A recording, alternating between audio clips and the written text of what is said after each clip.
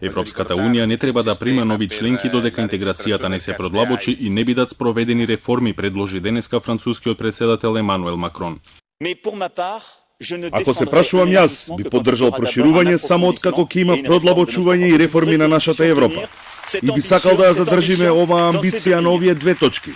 Не сакам Балкан кој се врти кон Турција или Русија, но не сакам ниту Европа, која функционира тешко со 28, а утре и со 27 членки, која ќе одлучи да продолжиме да галопираме за утре да бидеме 30 или 32 под истите правила.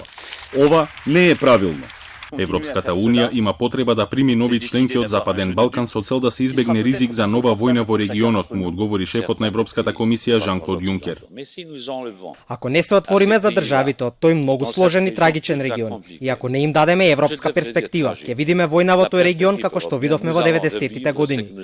Не сакам војната да се врати на Балканот, затоа мораме да се отвориме кон нив. Во емотивен говор пред европратениците во Страсбург, Макрон ја повика Европа да ја обнови својата посветеност на демократијата, предупредувајќи дека Унијата се соочува со раст на автократски режими ширум светот и нелиберални демократии внатре во Европската Унија. Да структурираме следната година соодветна дебата, заснована на убедување и предлози. Повеќе не можеме да делуваме како досега.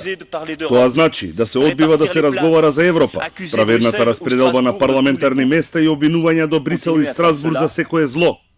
Ова одбивање да се разговара за реформи е будалеско.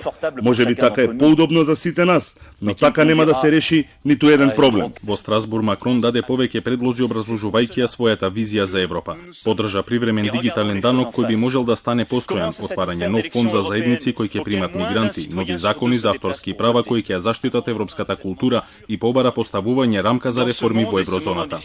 Макрон од говорницата на Европскиот парламент се обраќаше на генерацијата која не ја искусила војната на континентот и која на Европа гледа поинаку. Следната година се одржуваат изборите за Европскиот парламент и токму тие беа во заднината на обраќањето на францускиот претседател. Дали новите европратеници ќе ја споделуваат неговата визија за зајакнување на Унијата или ќе продолжи трендот на пораст на евроскептиците и тие кои сакаат да ја расформираат Европската Унија.